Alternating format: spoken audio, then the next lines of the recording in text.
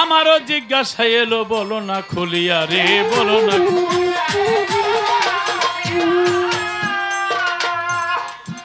বর্তমানে খালি যুদ্ধ আর যুদ্ধ নাকি, যেদিকেই যাই যুদ্ধ। আর নির্বাচনের মধ্যে তো যা হবার হইয়া গেল ইগা নাকি। তাই তো।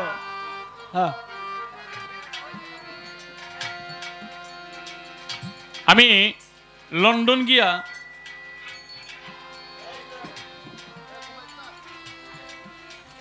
টেমস নদীর পারে পাখিও কয়েকবার লন্ডন গেছে। ওই জাহাজগুলির সামনে দাঁড়ায় থাকতাম আর কইতাম যে নীলদরিয়া পাড়ি দিয়া কেমনে আমাকে শাসন করলো, ওরা কেমনে গিয়া বাংলাদেশ, ভারত, পাকিস্তান দখল করলো ব্রিটিশরা। আমেরিকাও বিমানে যাইতে 22 ঘন্টা সময় লাগে, রাখ এক জায়গার মধ্যে। এই 22 ঘন্টার সময় বিমানে দিয়া, আবার ট্রানজিট সময় নিলে প্রায় 30-32 ঘন্টা সময় লাগে পৃথিবীর অপর প্রান্তে। সেখান থেকে আইসা ওরা আমাকে দখল করে যায় নাকি। লগে লগে একটু কথা কইন, একজন আরেকজনের কয় নৌকাটা ধাক্কা দাও, কয় মুখে গাও, কয় হাত দিয়া ধাক্কা দিই বা গাও দিয়া করো কি, কয় হেইও কই, একটু হেইও কই না। আফগানিস্তান নিয়ে গেল, ইরাক নিয়ে গেল, কিন্তু কিতাবের মধ্যে আছে যখন বিশ্বযুদ্ধ হবে লাস্ট আমরা জয়ী হব। তা আমরা জয়ী হব কিভাবে? বিশ্বযুদ্ধ যখন লাগবো, ইরাকের ফোরাত নদী থেকে স্বর্ণের পাহাড় ভেসে উঠবে। তখন এই স্বর্ণের পাহাড় নেওয়ার জন্য বড় বড় রাষ্ট্রগুলি, এমন যেমন রাশিয়া, ওই ইচ্ছা করলে পৃথিবীটা একলাই 30 বার জ্বালাই দিতে পারবো। আমেরিকা 20-25 বার জ্বালাই দিতে পারবো। অস্ত্রে পাওয়ার বেশি রাশিয়া। চীন ওরও এই পৃথিবীটা 4-5 বার জ্বালাই দিতে পারবো। তো এই অস্ত্র যখন ছাড়বো, কিতাবের মধ্যে এসেছে, এমন করবো না, মাখায় মাখায় বাজাবা।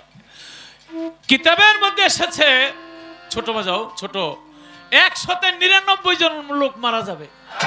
থাকবে কজন? একজন। আরেক কিতাবের মধ্যে এসেছে 1999 জন মারা যাবে, থাকবে একজন। কিন্তু তারপরও এখন আমরা বুঝি না, ইরাকের দখল করে কুয়েত গিয়ে আমেরিকার কাছে সাহায্য চায়, সৌদি আরব বিছনা বিছায় দেয়, আব্বাজান আপনি আসেন, এই যে এনে বসেন, কি লাগবো কি লাগবো আপনার সব দেব, খালি আমার নেতাগিরি যেন ছুটটা না যায়, যা লাগে আপনি সব লয়ে যান, হ্যাঁ আমার নেতাগিরি যেন থাকে। এইভাবে সমগ্র পৃথিবীকে বর্তমানে শাসন করছে আমেরিকা। হ্যাঁ, কিন্তু কিয়ামতের সময় সব মুসলিমরা, আমরা যারা মুসলিম আছি, এখন একজনের মারে আরেকজনের সুযোগ করে দেয়। কিয়ামতের সময় সব মুসলিম যখন আমরা এক হব, তখন ওরা আমাদের সাথে যুদ্ধ করে পারবে না। কেন পারবে না? আকাশ থেকে ঈসা নবী চলে আসবে, তার চোখের মধ্যে থাকবে আল্লাহর কুদরতি অস্ত্র, ওই অস্ত্র দিয়ে যেদিকে তাকাবে সব অস্ত্র বিকল হয়ে যাবে, টিগার টিপবে, গুলি বাহির হবে না। তখন খ্রিস্টানেরা কইব আমাগো খোদার বেটা ইয়া পড়ছে। তখন ঈসা নবী কইব খবরদার, আমারে তোরা কে খোদার বেটা কইস না। আমি 3টা প্রশ্ন করুম। বলে কি প্রশ্ন? 1 নম্বরে তোরা ক শুয়োরের মাংস খাওয়া হারাম, আমি কোনোদিন হালাল বলি নেই, এইটা তোরা কিতাবের মধ্যে লেখা রাখছিস কেন? জবাব দে, কেউ জবাব দিতে পারবে না। 2 নম্বরে আমি খোদার বেটা কোনোদিন বলি নেই, তোরা আমারে কি লেখা খোদার বেটা কইছস? আল্লাহর তো কোনো সন্তান নাই, এই মিথ্যা কথাটা লেখছস কেন? জবাব দে, জবাব দিতে পারবে না। 3 নম্বরে বলবে তোমরা বলেছো আমাকে মেরে ফেলছো, আর আল্লাহ পিছনের জানালা দিয়ে আমাকে আসমানের মধ্যে উঠায় নিছে, তোমরা এই মিথ্যা কথা কেন লেখছো? সেদিন কেউ জবাব দিতে পারবে না। যখন জবাব দিতে পারবে না, তখন ঈসা নবী বলবে আমি মিথ্যুকের দলে আর নাই। আস্তে, আমি মিথ্যুকের দলে আর নাই। তোমরা শোনো, আমি পাঠ করি কলেমা তাইয়্যিব লা ইলাহা ইল্লাল্লাহু মুহাম্মাদুর রাসূলুল্লাহ। আমি আগেও ছিলাম, এখনো আছি, আমার আখেরি নবীর আমি বিশ্বাস করি। আমি মুসলমানের দলে চলে গেলাম। আয় যে আমি মিথ্যুকের দলে নাই। কার কত বড় অস্ত্র আছে আসো আমার সাথে যুদ্ধ করো। ও চক্ষু দিয়ে চাইলেই তো সব বিকল, সব বন্ধ হয়ে যাবে, কোনো অস্ত্র তো কাজ করে। অস্ত্র কাজ না করলে তাহলে 7 সমুদ্র 13 নদী পাড়ি দিয়া এখন যে আমাকে মারে তখন মারতে পারবে না, তখন ওরা উল্টা মার খেতে থাকবে। ওরা যখন মার খেতে থাকবো তখন গিয়া ওই ওরা গাছের পিছনে লুকাইবো, গাছে বলবে এই যে মুসলমান ভাই এখানে বেদিন আছে, মানে গিয়া পাথরের নিচে লুকাইবো, পাথরের জবান খুলে যাবে, পাথর বলবে এই যে মুসলমান ভাই এখানে এসে লুকাইছে মারেন। অর্থাৎ গাছ পাথর আমাদের পক্ষে যুদ্ধ করবে। আচ্ছা, পৃথিবীতে 6000 প্রকার গাছ, আম গাছ কোটি কোটি আছে এক প্রকার, লিচু গাছ কোটি কোটি আছে কিন্তু এক প্রকার, এলো 2 প্রকার। এইভাবে 5999 প্রকার গাছ মুসলমানের সাথে থাকবে, শুধু একটা প্রকার গাছ খ্রিস্টানের সাথে থাকবে। আমি জানতে চাই গাছটার নাম কি? এত সহজ হইলে তো আমি জিগাই নেই। অনেকে কয় ঝাউ গাছ, অনেকে বেহার গাছের নাম কয়, কেউ কয় দুতরা গাছ। এইটা ক্লিয়ার করার জন্য এখানে অনেক ক্যামেরা আছে তো। হ্যাঁ, আমি জানি পাখি সরকার উনি হাদিস কোরআন কিয়াস ফিকহ ইজমা জ্ঞানে গুণে পরিপূর্ণ। এটা নিয়ে আজকে সত্য কথাটা এখানে বলা হবে। তুমি আমারে প্রশ্ন করবা, বাবা জানার না থাকলে আমি কমু তুমি কয়ে দাও, আর তুমি আমারে আমিও প্রশ্ন করব, জানা থাকলে জবাব দিবা। এটা মনে হয় পারবো না, এটা মনে হয় পারবো না কেরা করে। হ্যাঁ বেড়া তুই নল হুয়ে পারবি, আর বেড়ি এত বড় শিল্পী বাংলাদেশের দেশের বাহিরে লন্ডন গেছে কয়েকবার, হ্যাঁ পারবো না।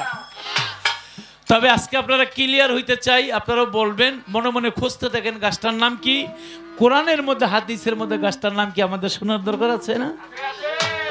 অরিজিনাল গাছটার নাম কি? একটাই প্রশ্ন।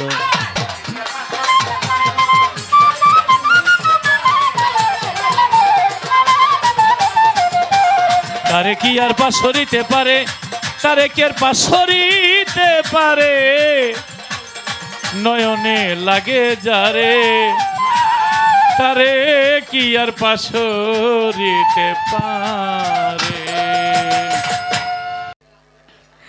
এইবার দারুণ আমার যাহা জবাব প্রশ্ন ছিল সুন্দর জবাব করে আমার কাছেও একটি প্রশ্ন করেছে চমৎকার। পৃথিবীর সব গাছ মুসলমানের পক্ষে কাজ করলো, খ্রিস্টানদের বিপক্ষে, কিন্তু একটি গাছ মুসলমানদের বিপক্ষে আর খ্রিস্টানদের পক্ষে কাজ করলো, সেই গাছটা কি? আমার এক ভাই কয় ঝাউ গাছ, এটা মানে না। আরেকজনে কয় সুত্রা গাছ, এইটাও হ্যাঁ মানে না। আসলে অরিজিনাল গাছটা কি আমি বলবো, আগে একটা গান করি নাকি? আও বাবা, আপনি এত প্রশ্ন থাকলে গাছ লইছেন কিনতে? হাসর কিয়ামত পালা, যদি আমি কিয়ামতের ঘটনাগুলি তুলে ধরতে নাই পারলাম তাহলে তো আমার পালা হলো না। পালার খাতিরে একটা মানুষকে বুঝাইতে গেলে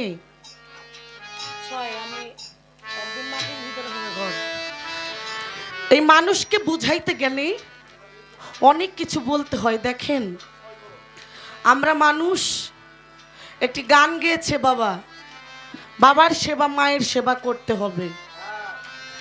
এটা কিন্তু আমরা শুধু শুনি কিন্তু আমরা আমল করি না। আমল যদি একবার করে দেখতাম তাহলে ওই কাবা আর মদিনায় আমাদের যেতে হতো না, কারণ ঘরেই কাবা আর মদিনা রয়ে গেছে, কিন্তু আমরা কিন্তু চিনি না। তাই একটা কথা প্রথমেই কইছিলাম, এই দিন তো দিন না, আরো দিন আছে, এই দিনের লইয়া যাব সেই দিনেরই কাছে। তুমি এখন বুঝবা না, বুঝবা পরে। কই বুঝবা? ওই কবরে। কথা ঠিক কিনা?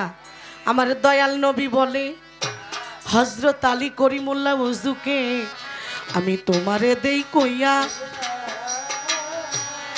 তুমি পূবে যাইও, দক্ষিণে যাইও, উত্তরে যাইও, পশ্চিমে যাইও, কিন্তু দক্ষিণে না যাইয়া। আমার নবী বলে আলীকে, আলী তুমি পশ্চিমে যাইও, উত্তরে যাইও, পূব পশ্চিম উত্তরে যাইও, কিন্তু তুমি দক্ষিণে যাইও না। আচ্ছা, একটা লোকের যদি বলে তুমি দক্ষিণে যাইও না, মনের ভিতরে গুদগুদি থাকেনি? আমারে কেন দক্ষিণে যাইতে নিষেধ করলো? আলী দয়াল নবীর কথা না শুনেই তিনি কোনো দিকে না যাইয়া প্রথমে দক্ষিণে রওনা করছে। দক্ষিণে হাঁটিতে হাঁটিতে আলী কিবা দেখতে পায়, দেখে 3টি কূপ রয়ে গেছে সারিবদ্ধ গায়ে। এখানে একটি কূপ, এখানে একটি কূপ, এখানে একটি কূপ। পানির কূপ তো আপনারা চিনেন, চিনেন না বাবা? এইভাবে পানির কূপ, এ যুবক ভাইরা তোমরা শুনে নাও, পানির কূপ এইভাবে সাজানো 3টি কূপ। হযরত আলী করিমুল্লাহ ওযু লক্ষ্য করে চেয়ে দেখে এই কুনার যেই কূপ, এই কূপের পানি লাভ দিয়া মাঝখানের কূপে না পড়া ওই কুনার কূপে যাইয়া পড়ে। কথা ঠিক কিনা? আলী বলে এইটা কি ঘটনা হইল? পানি যদি সিটটা পড়ে তাহলে কি হইল, তো মাঝখানে পড়বো, কিন্তু মাঝখানে পড়ে নাকি ওই পাশে পড়ে, কারণটা কি? আমার দয়াল নবীর কাছে গেছে, দয়াল নবী দিছে খিলখিল করে হাইসা, আলী তোমারে কইলাম দক্ষিণে যাইও না, তুমি গেছো। নবী তো অন্তর্যামী, জানে। কয় হুজুর ভুল হয়ে গেছে, কিন্তু মনের ভিতরে একটা জ্বালা নিয়ে আইছি। 3টা কূপ দেখলাম, এই কূপের পানি ওই কূপে যায়, মাঝখানের কূপে পড়ে না, কারণটা কি? আলী এটা কলির জামানার ঘটনা, শুনে নাও। ছেলেরা বিয়ে করাইব, শুনেন আপনারা, বাবা মা ছেলেকে বিয়ে করাবে, ছেলে তার বাড়ি থেকে মায়ের বাড়ি, মা বাবার বাড়িতে না আইসা ঘুইরা কিন্তু শ্বশুর বাড়ির দিকে যাইব, মা বাবার খবরও লইব না। এটা হলো সেই নিশানা, আলাদা করে থাকবে। ডুব দিলে মিলে না মানি, খুঁজলে পাওয়া যায়, তোরা দেখবি যদি আয় প্রেম সাগরে প্রেমের মানিক ভেসে চলে যায়, তোরা দেখবি যদি আয় প্রেম সাগরে প্রেমের মানিক ভেসে চলে যায়।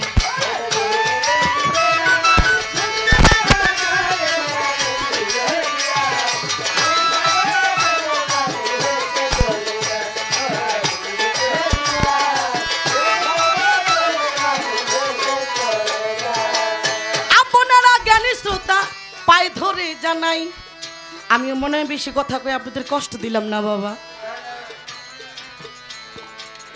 আপনারা জ্ঞানী শ্রোতা পায়ে ধরেই জানাই, যেই ভাবেতে প্রশ্ন করে ভাবুকের ঘোষাই, ধৈর্য ধরে নীরব থাকেন, বলবো ধীরে ধীরে। ওই গাছটার কি নাম? পাখি সরকার বলো না আমারে, সেই গাছটার কি নাম?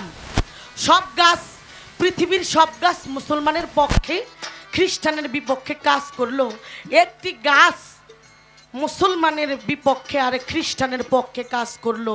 সেই গাছটির নাম কি? সেই গাছটির নাম হইল গরকত গাছ। আসলে বাবা